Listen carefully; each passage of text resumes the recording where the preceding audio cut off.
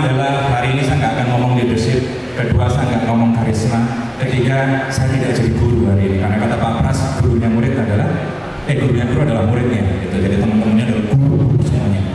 Maka hari ini saya cuma ingin berbagi cerita karena hari ini kurang lebih itu tepat 5 tahun yang lalu saya meninggalkan Indonesia 2018 dan sebelum itu saya bicara di depan umum untuk terakhir kali ini. Jadi ini pertama kali ngomong di depan umum setelah 5 tahun.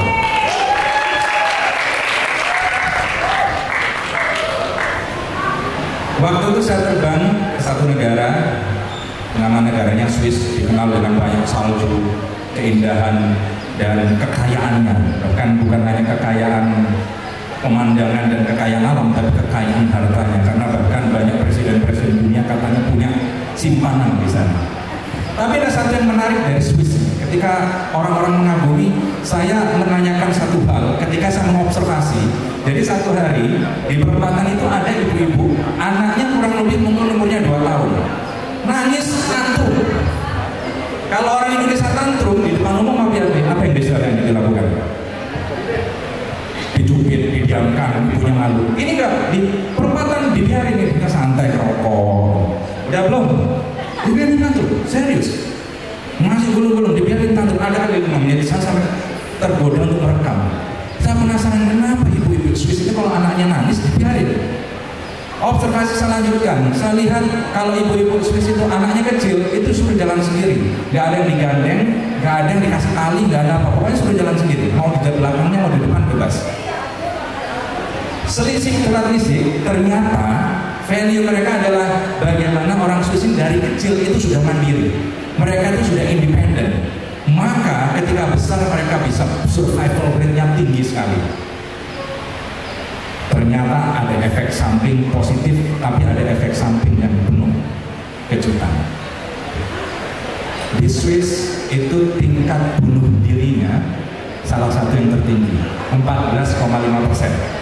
Nomor 1 South Korea, makanya tadi BTS itu bisa memberikan value menurunkan tingkat bunuh diri di sana. Orang Korea rata-rata tingkat bunuh dirinya karena depresi. Orang Jepang nomor 2 karena rasa malu biasanya. Malu karena nggak berprestasi, dia malu dengan society. Orang Swiss karena ada satu krisis. Dan rata-rata yang meninggal adalah orang-orang tua. Jadi yang tadi kalau tetua-tetua di sini saya tidak sarankan ke Swiss. Pulang tinggal lama. Kenapa orang-orang tua ini dan angkanya tinggi sekali? Ada satu krisis yang dinamakan di sana adalah krisis cinta. Makanya tadi ada kata cinta di kata Mbak Sally, itu adalah sesuatu yang ternyata itu perlu kita syukuri banget di Indonesia. Perlu kita syukuri. Di sana ibu-ibu itu banyak yang meninggal ditemukan di apartemen gantung diri. Ada yang tembak, ada yang motong nadi. Tapi yang paling mengerikan ada satu tempat di Kota Zurich, bangunannya warna biru. Kalau main ke sana silahkan cari, namanya The House of Gravitas. Itu adalah namanya rumah bunuh diri. Pemerintah melegalkan orang boleh datang ke situ kalau merasa sudah waktunya meninggal. Dan rata-rata yang meninggal adalah karena dia merasa saya tidak ada yang mencintai dan saya tidak ada orang yang saya cintai. Apa yang menyebabkan itu? Ketika orang-orang senior ini mulai hidup menua, ketika kemapamannya sudah ada, hartanya sudah berlimpah. Di sana anak baru lulus kuliah itu naiknya sudah Audi, Mercy, BMW karena pajaknya rendah.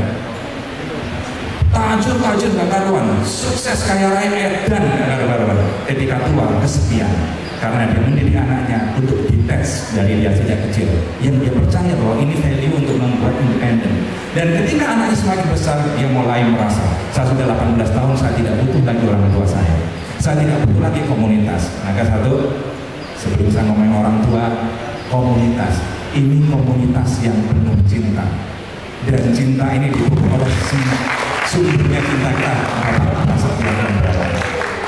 Maka sangat wajar kalau sekarang kita punya namanya Pras Army. Identitasnya apa ini Pras Army?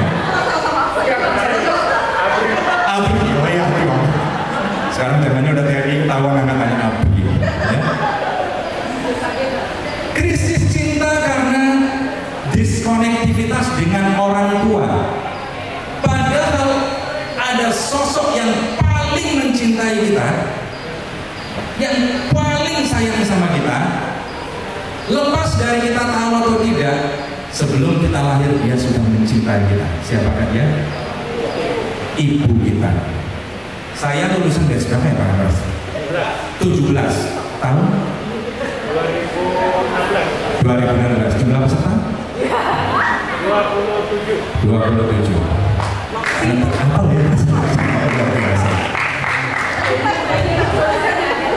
Saya dengar ada satu potongan batch di mana ada satu materi yang waktu itu dikeluarkan dari situ, di mana materi itu masih saya alami, yaitu materi menggambar wajah ibu. Siapa yang pernah menggambar wajah ibu di sesi yang dapat angkatan ini, menggambar wajah ibu? Saya udah masing-masing. Tapi waktu itu gambar wajah pacar kan, mantan.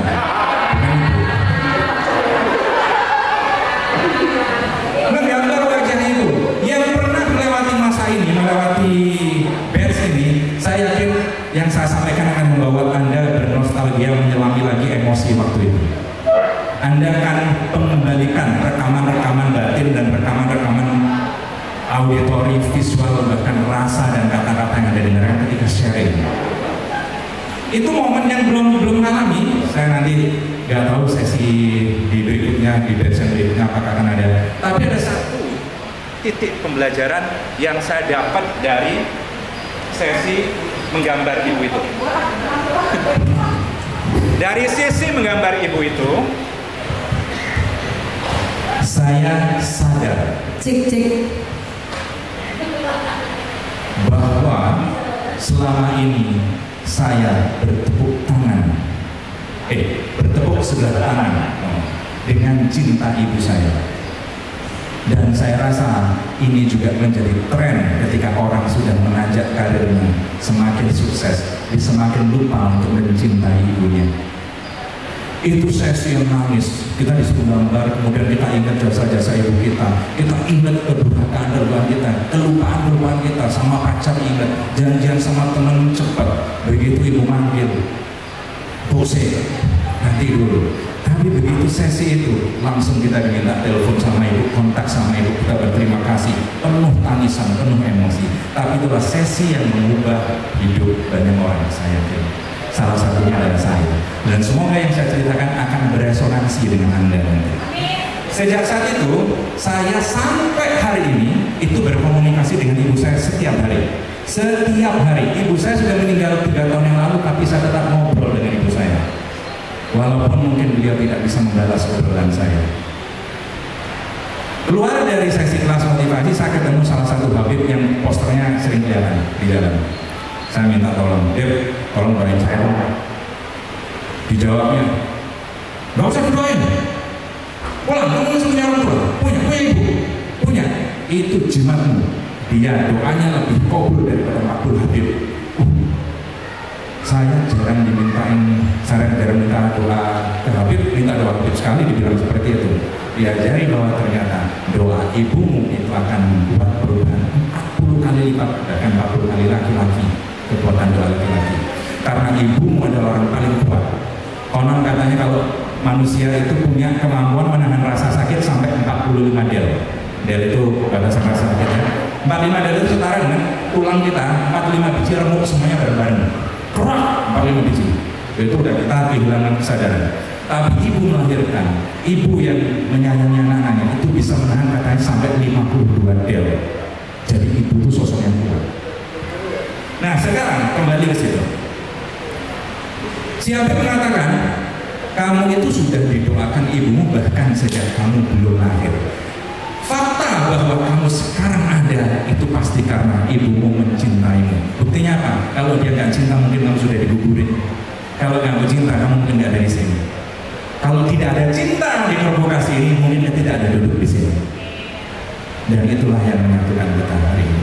Bukan karena motivasi, bukan karena orang pintar, bukan karena jabatan, bukan karena uang.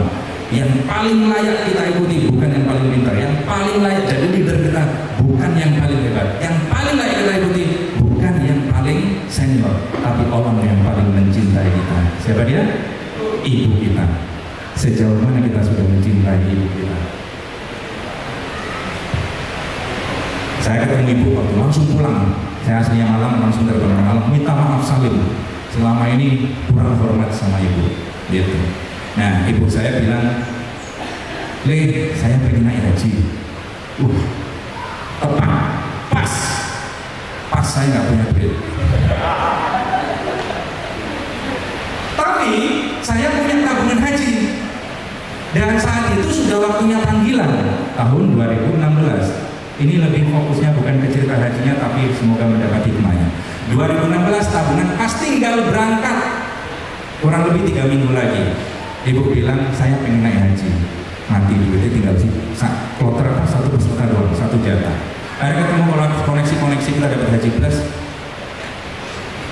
Sudahlah, kasih ibu aja. Ternyata duitnya kurang. Kalau yang plus biasa itu sekian, ini plus karena waktunya tinggal 3 minggu harus nambah. Punya mobil satu-satunya waktu itu Toyota Ras, saya jual karena ibu saya nggak tahu usianya kan kapan. Jual mobil, ngantor nggak pakai mobil 2016. Kata ibu, alhamdulillah, manis ibu. Berangkat akhirnya. Sebelum berangkat di Bandara Soekarno-Hatta saya bilang, sebenarnya saya punya doa. Ibu itu pengen naik hajinya bareng kamu. Nah, terus ini saya masuk koper kan? Nggak mungkin ini. Ya sudah, pulang. Tapi ingat, doa, kalimat yang keluar dari orang yang memiliki cinta itu bisa menjadi doa yang kuat. Kurang 3 minggu berangkat, ibu ngomong saya pengen naik haji sama kamu. Bingung, mobil udah dijual nggak mungkin. Dan saya juga bingung, ini ibu udah tua, nggak ada yang nemenin di sana. Si pembimbingnya juga nggak kenal amat, ya sudah bismillah aja. Berangkat bu, salim, berangkat naik pesawat. Malam-malam, dan kisah nyata, kakak saya tiba-tiba datang. Kakak saya tinggal dari Jawa Tengah. Malam-malam jam 11 atau 12 datang, ngetok-ngetok. Itu udah jamnya tidur. Tiba-tiba dia datang, ngetok pintu, buka garasi. Dia parkir di situ. Saya bilang, ini ada orang punya utang, aku mampir aja. Bayarnya dia nggak punya duit, dia biar pakai mobil. Aku butuh mobil buat kamu aja. Langsung kontan 1 mobil malam itu dapat. Saya pikir ini rezeki material atau rezeki doa ibu. Saya putus nanti adalah rezeki cinta ibu. Besoknya Lego langsung. Jadi punya 2 jatah haji. Berangkat terbang. Penuh ibu. Waktu berangkatnya waktu itu tiketnya lewat India. Sampai India sampai Mumbai dideportasi. Wah, kurang ajar. Apa saya kurang joget di sana? Dideportasi, maki-maki dia orang dia yang di sana tuh imigrasinya luar biasa. Itu benar-benar saya ngomong nggak paham dia ngomong apa. Pokoknya ini suruh pulang aja gitu. Akhirnya saya dipulangkan, dibalikkan ke Singapura. Sampai Singapura landing karena orang Indianya agak kurang ajar. Ternyata orang India waktu itu ya, tidak semua orang India. Itu saya dapat catatan, nah ini teroris kali ya, gitu. Loh, katanya teroris. Begitu sampai ke Bandara Changi, biasanya kalau ke Changi orang biasa liburan pakai celana pendek, pakai baju bunga-bunga. Itu disambut dengan polisi bawa senjata. Langsung digelandang ke kantor imigrasi. Itu di belakang benar-benar kayak teroris. Sekarang saya tahu rasanya jadi teroris itu seperti apa.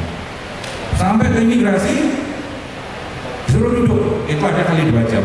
Terus lama-lama ada anak muda imigrasi. Sir, what's your problem? I don't know. You tell me what's my problem. I don't see any problem. Loh, terus apa?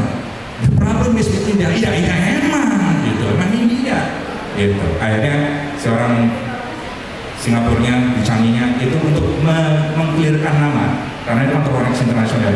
Nama saya itu masuk blacklist.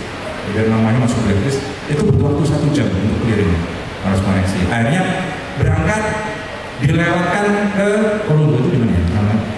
Sri Lanka. Lewat Sri Lanka. Sampai Sri Lanka susah hotel. Nah, saya pikir lagi, ibu saya sudah doain, tapi kok nggak berangkat, dikasih jalan kok nanggung. Tiba-tiba malam itu ingat, kayaknya ada 1 dosa yang belum disepuroni sama itu. Tapi dialog susah, itunya udah di Mekah. Saya masih di Sri Lanka, di Colombo, belum tentu besok berangkat. Malam itu saya berdialog lewat perantara sang pencipta ibu. Ibu, saya mohon maaf, ingat tiba-tiba Bapak Ibu waktu kecil mungkin masih meres dia itu pernah ya ngambil barangnya dikit lah, biasa anak kecil itu minta maaf. Tiba-tiba ingat aja malam itu. Begitu ingat, tiba-tiba besok flightnya dia langsung berangkat. Sampai sana ibu nangis, ketemu. Ternyata doa itu bagus sekali. Gitu. Itu kekuatannya cintanya ibu. Nah, masih iseng. Waktu itu masih single saya, belum nikah. Waktu datang ke Pak Pras itu masih galau. Gitu. Banyak mutusin orang.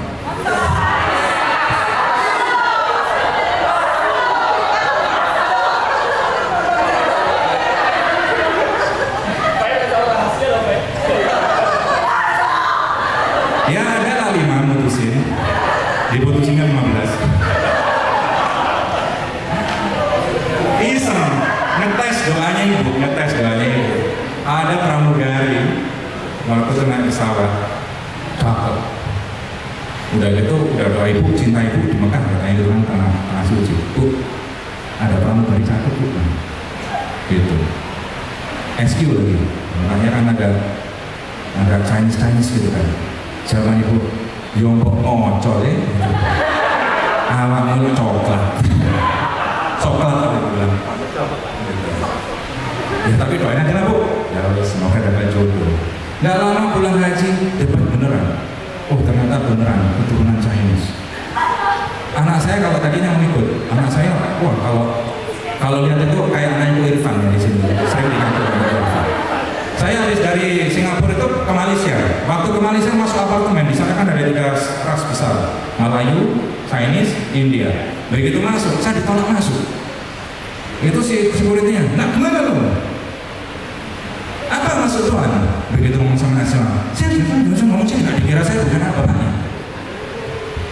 Nah, akhirnya singkat cerita dapat jodoh. Jadi semakin yakin. Dan ternyata itu semua ketika saya telusuri balik adalah hasil ketika saya latihan menggambar itu. Saya yakin teman-teman di kelas provokasi ini punya makna yang beragam, punya insight yang kaya, punya sesuatu yang bisa dibawa take away yang berbeda-beda. Dan temukan itu. Ini penemuan saya, mungkin sekali lagi beresonansi dengan Anda. Tapi yang paling saya yakin dan saya sangat percaya bahwa ada satu hal yang mengkonektivitaskan kita dari cerita kita adalah ada satu sosok yang kita ikuti, yang mungkin selama ini telah memberikan cinta seluas-luasnya kepada kita, tapi kita kurang membalas cintanya. Di komunitas ini kita juga perlu mengekspresikan cinta kita, karena beliau sudah banyak mengekspresikan cinta kepada kita. The fact adanya halal bihalal ini adalah karena cinta beliau kepada kita. Kalau ada cinta, ngapain ada halal bihalal? Ngapain kumpul-kumpul? Halal bihalal kalau dalam etimologi itu ada artinya banyak, ada 3. Tapi yang ada satu namanya halal. Halal itu dalam bahasa Arab artinya meluruskan benang yang kusut. Ternyata maknanya halal itu adalah mungkin kita nggak kebusukan dalam hati sebelum datang ke sini. Datang ke sini nyanyi, ketemu dapat inspirasi. Jadi segar lagi, paling nggak lupa dikit. Yang kedua, halal bihalal. Sejarahnya dulu zamannya Pak Karno banyak elit politik nggak saling kenal, elit bermusuhan. Hari ini juga saya waktu datang saya tanya sama Mbak Tari, ini siapa ya? Siapa? Saya coba kenalan satu-satu. Mohon maaf kalau belum semua disalami. Insya Allah kita sering berkenalan. Kita satu komunitas provokasi. Halal bihalal akan menyatukan cinta, dan yang paling penting adalah mari kita ekspresikan cinta kita juga kepada sang pemberi cinta kita. Ini bukan bid'ah. Ini bukan sesuatu yang ada dalilnya, tapi mari kita berdiri dan kita akan melakukan satu ekspresi cinta. Dan saya minta Pak Pras untuk maju ke depan. Pak Pras maju ke depan. Bapak Ibu, dulu ada namanya tokoh di Rusia namanya, atau dulu Uni Soviet namanya Karl Marx. Benar-benar ya? Karl Marx. Karl Marx itu dulu terkenal. Kalau dia habis pidato, itu tepuk tangannya bisa sampai 10 menit. Dan dia akan ngeliatin siapa orang paling duluan berhenti tepuk tangan, itu lawan politik yang dibunuh.